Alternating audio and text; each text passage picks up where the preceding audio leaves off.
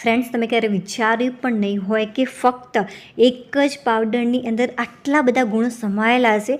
ખરેખર આંખોની રોશની વધારવા માટે, હૃદયની કોઈ બીમારી હોય, હાડકાને મજબૂત કરવાની હોય કે પછી પાચન શક્તિ તમારી નબળી હોય તો ચોક્કસથી ફ્રેન્ડ્સ આ પાવડર છે તમારા માટે.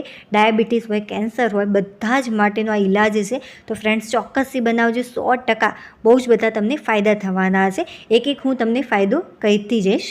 તો સૌથી પહેલાં આપણે અજમાનો ઉપયોગ કરીશું. તમે કોઈ પણ ચમચીનું માપ લઈ શકો છો. તો ફ્રેન્ડ્સ, અત્યારે હું જે નોર્મલ આપણે ખાવા માટે ઉપયોગમાં લેતા હોઈએ છીએ, બસ એ જ ચમચીની મદદથી આની અંદર હું એડ કરું છું અજમો. કોઈ પણ તમે પેનનો ઉપયોગ કરી શકો છો. અત્યારે મેં નોનસ્ટિક પેનનો ઉપયોગ કર્યો છે. તો આની અંદર આપણે સૌથી પહેલાં અજમો લઈ લઈશું. 3 મોટી ચમચી જેટલો મેં આની અંદર અજમો લીધો છે. શરૂઆતમાં જે ગેસની ફ્લેમ છે તમારે ફાસ્ટ રાખવાની છે 1-8 મિનિટ માટે.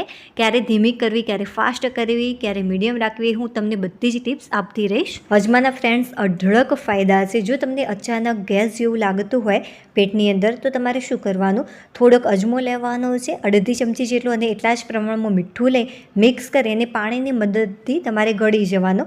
તો ખરેખર તમને ગેસમાં ઝડપથી રાહત મળી જશે. પાચન ક્રિયાને મજબૂત બનાવે છે. જો તમે વહેલી સવારે ગરમ પાણીમાં અજમો નાખી અને એ પાણી જો તમે પીવો છો તો તમને ચોક્કસથી ગેસની સમસ્યામાં રાહત મળે છે અને પાચન ક્રિયા સારી બનશે. જો તમે પ્રેગ્નેન્ટ છો અથવા કોઈ બીમારી છે તો તમારે ડૉક્ટરની સલાહ લઈ અને ત્યારબાદ અજમાનું પાણી તમે પી શકો છો. હૃદયની ફ્રેન્ડ્સ બીમારીને કંટ્રોલમાં કરે છે.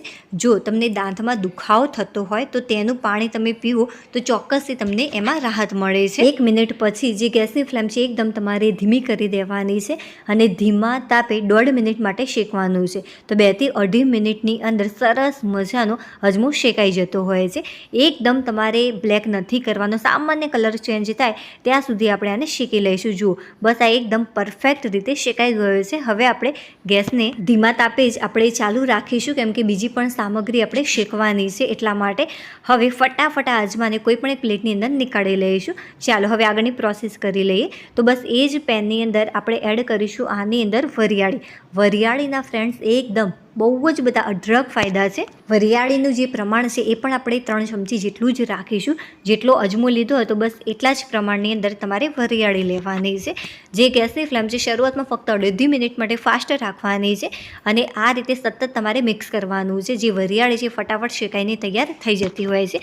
હવે તમને એમ થશે કે વરિયાળીના કયા ફાયદા છે. જે ફ્રેન્ડ્સ વરિયાળી છે એ પાચન ક્રિયાને ખૂબ જ સારી બનાવે છે. જો જમ્યા પછી ખાવામાં આવે તો પાચન સરળ રીતે થાય છે અને સાથે સાથે બ્લડ શુગર જે લેવલ છે એ પણ સામાન્ય રહેતું હોય છે જ્યારે તમે જમ્યા પછી લો છો ત્યારે.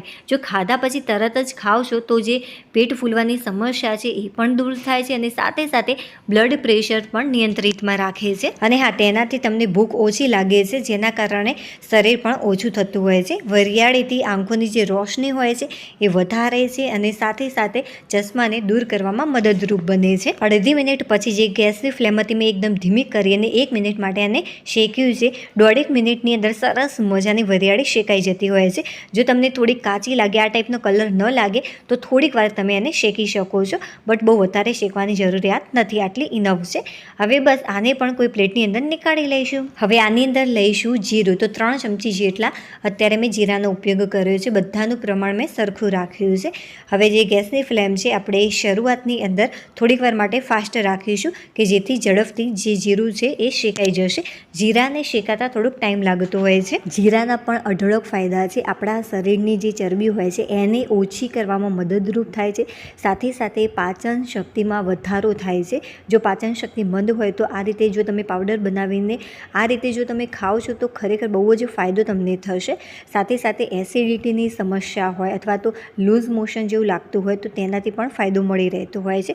તો ચોક્કસથી ખાવું જોઈએ જીરું. જીરાને લગાતાર આપણે ફાસ્ટ ફ્લેમ ઉપર જ આ રીતે શેકીશું 3 મિનિટ માટે. 3 થી 3.5 મિનિટ થશે તો પણ ચાલશે. જુઓ, થોડુંક સામાન્ય જીરાનો કલર ચેન્જ થઈ જાય ત્યાં સુધી તમારે આને રોસ્ટ કરવાનું છે. જો આ એકદમ પરફેક્ટ છે. હવે આને કોઈ પણ એક પ્લેટની અંદર નીકાળી લઈશું. જે મરી છે એ આપણે હવે એડ કરીશું. તો મરી વધારે પ્રમાણમાં એડ નથી કરવાના, ફક્ત અને ફક્ત 1 ચમચી જેટલા મરી અત્યારે હું યુઝ કરી રહી છું. જે ગેસની ફ્લેમ છે આપણે મીડિયમ રાખીશું અને મીડિયમ ફ્લેમ ઉપર સતત આ રીતે તમારે મિક્સ કરતા રહેવાનું. મરીના પણ ફ્રેન્ડ્સ અઢળક ફાયદા છે, ખાસ કરીને આપણી જે સ્કિન હોય છે એને સારી રાખવામાં અને સાથે સાથે વાળને મજબૂત કરવામાં કાર્ય કરતું હોય છે. જો ડેન્ડ્રફ થયો હોય તો પણ આનું જો તમે સેવન કરો તો સારા પ્રમાણમાં જે ડેન્ડ્રફ છે એ પણ દૂર થતું હોય છે. વજન ઘટાડવામાં મદદ કરે છે, સાથે સાથે આપણી જે પાચન ક્રિયા છે એને પણ આ સુધારતું હોય છે. આ સિવાય પણ એના બહુ જ બધા ફાયદા છે. તો આપણે જે કાળા મરી છે એને મીડિયમ ફ્લેમ ઉપર થોડીવાર માટે શેકવાના છે. 2 મિનિટ કાફી છે.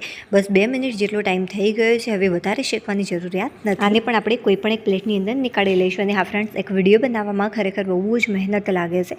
થોડી પણ રેસીપી તમને પસંદ આવી રહી હોય, યુનિક લાગી રહી હોય તો પ્લીઝ વિડીયોને લાઇક કરી દેજો. ચેનલ પર નવા હોય તો ચેનલને સબસ્ક્રાઈબ કરવાનું બિલકુલ પણ ભૂલતા નહીં. જો આ ચારે વસ્તુને એક પ્લેટની અંદર મેં નીકાળીને રાખી હતી અને આ ચારે વસ્તુ ઠંડી પડી ગઈ છે. ચાલો હવે આપણે આગળની પ્રોસેસ કરી લઈએ. આને ક્રશ નથી કરવાનું, બને ત્યાં સુધી ફ્રેન્ડ્સ આપણે જે આ ભૂક્કો છે આ રીતે વાટીને તૈયાર કરીશું, જેથી એના બેનિફિટ્સ આપણને સારા પ્રમાણમાં મળી રહે.